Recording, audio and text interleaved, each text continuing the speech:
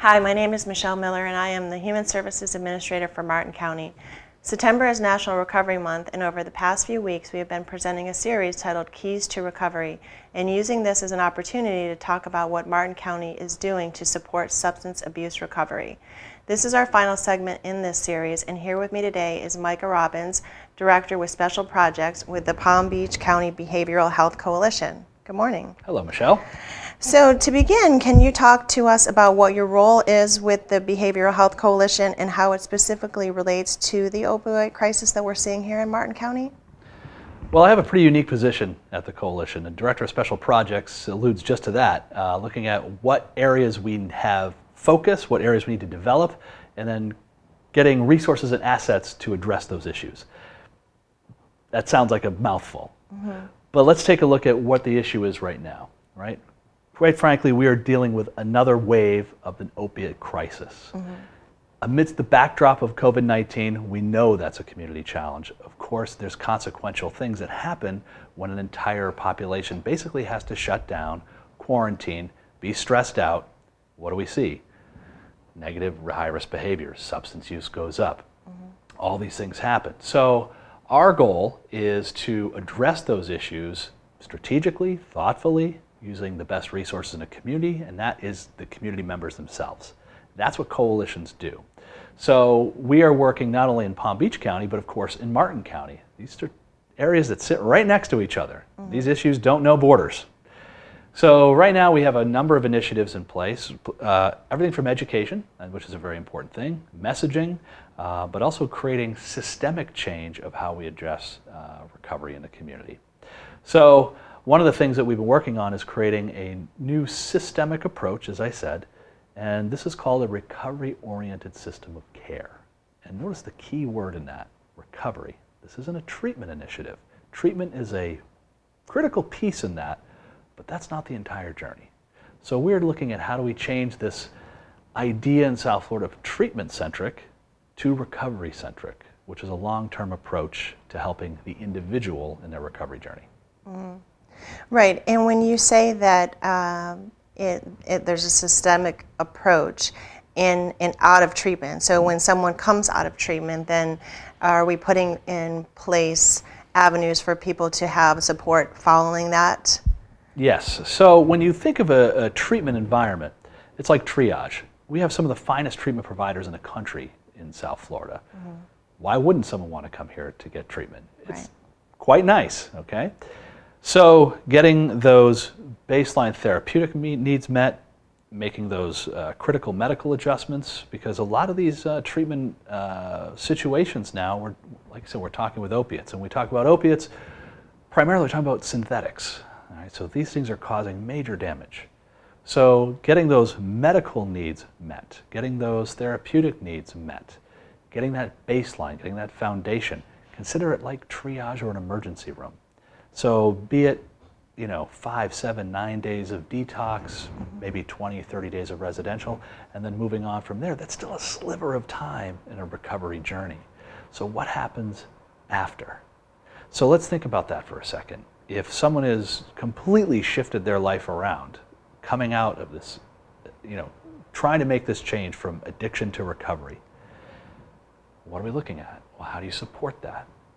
Let's think about this. Education, jobs, food security, housing, continuation of therapeutic supports. All those things are what helps an individual along the way. So if we don't have that as a community, and not only that, the attitude that we're here to help people. These are community members. This isn't something that stigma has been a big issue for a long time. Right? So if a community, a lot about that. Yeah, absolutely. And we'll talk a little more about that too.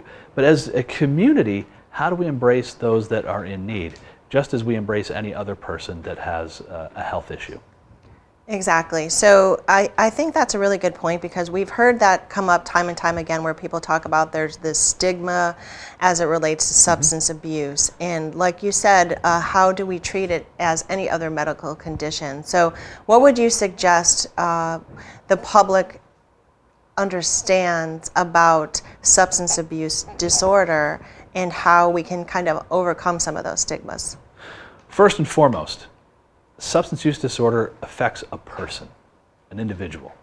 And statistically, there isn't a family that doesn't either have a family member suffering from substance use. And by the way, I'm going to say behavioral health too, substance use disorder, or even a mental health challenge as well. This is a pervasive health crisis in the country.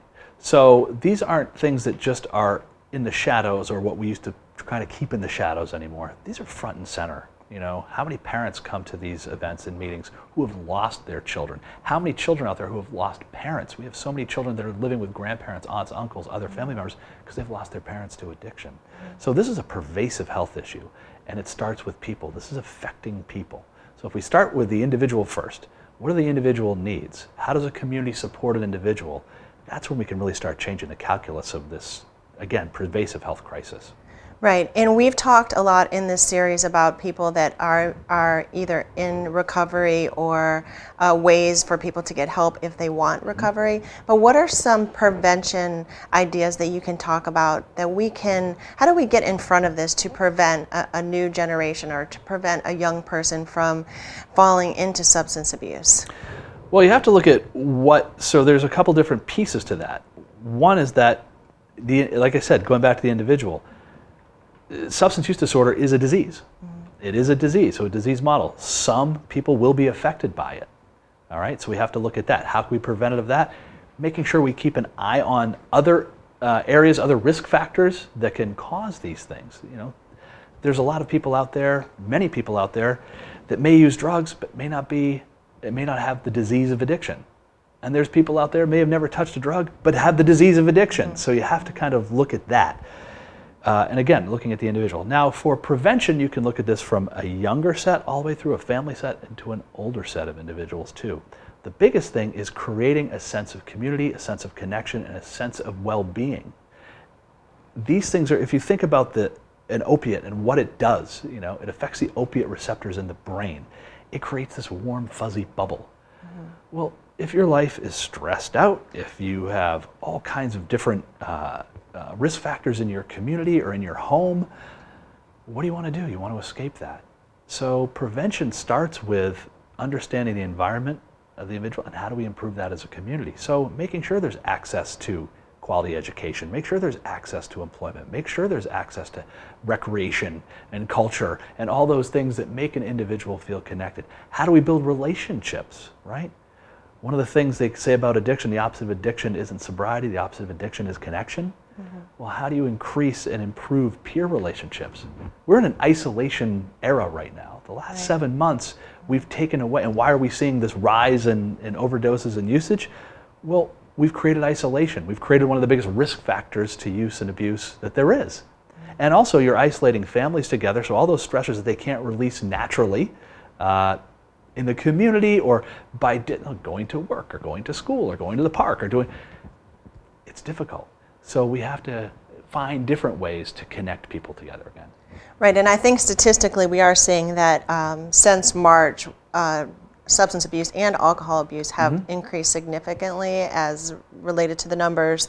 So what would you suggest that, since we are in that to some degree still, for someone that feels that is a trigger for them, that they need to get some support, what would you recommend or where would you recommend that someone can go for some assistance or someone to talk to walk them through that? If someone is in a recovery, if they're in a recovery, their own recovery right now, utilizing those recovery supports that they know. Look at that recovery capital that they're aware of. Sober supports. If they're in a 12-step program, make sure you're reaching out to your sponsor. Get to a meeting. Meetings are available. It may not be in person right now, but everybody's trying their best. So online, there's a lot of Zoom meetings out there. Zoom is everything, right? Everything is on Zoom right now. Everything's converted to that. But remain connected. That's a big thing. Reach out to some of the other higher levels of care too. Reach out to 211 if there's therapeutic needs out there. Making sure you stay, having other people check in on you. Reconnect with family. Get on the phone. Call somebody. You know, make sure that there's a connection. That's just, I mean, it sounds simplistic, but sometimes those very basic things are there. And also, getting yourself informed of what the environment is. I think everybody's bombarded with a whole bunch of information right now.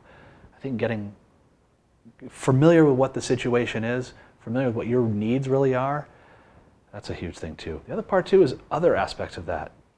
Economics, you know, making sure if there's supports that you need, be it financial support, food security, those types of things, those are assets in the community that are here that can be either accessed or brought in.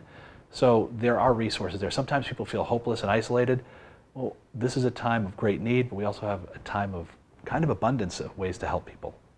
Well, I'm glad you mentioned 211. I feel like that's a really great resource for someone that even if they are looking for a meeting, AA, NA, whatnot, if they call 211, they should at least be able to link them up with what's available here locally. Absolutely, and also doing smart things with a smartphone, you know? Right. That's very important too. Any of your 12-step environments, they all have very robust, I mean, they'll tell you down to the minute, give you a map and tell you everywhere to go. Right. The other thing is reaching out maybe your faith-based community. They're challenged right now because, again, getting people together, and that's all about getting people together, but they're offering services as well. Your other community serving organizations, your Salvation Armies, your Goodwill Industries, all those people are out there working right now, including the Martin County Health Department. So Right. those resources are there too for other health needs. Right, and to close, I just want to say that we have worked really closely and we continue to as it relates to prevention, because I do think that that's key. And our work with the school board, with Tykes and Teens, and some of the other local community partners that we have to really get the message out about what this health crisis is and how to avoid it. So I'm looking forward to our continued work on that and all of your efforts that you have made in Martin County to support people through the recovery. So thank you for that. Thank you. And thank you for joining us for this series. And we really hope that you found this information that we've presented to be useful, and it is our hope that you share our contact information with anyone who may be struggling. Like Micah said, there is someone that we know for the most part, either in our extended family or close family, that may be suffering from substance abuse disorders, and we have a resource available at the county. Should you need help, you can contact us at 772-382-9200, and we have a case manager on staff that would be able to walk you through some of those steps. You can also find information regarding our program at the county's website at martin.fl.us/human services. Thank you.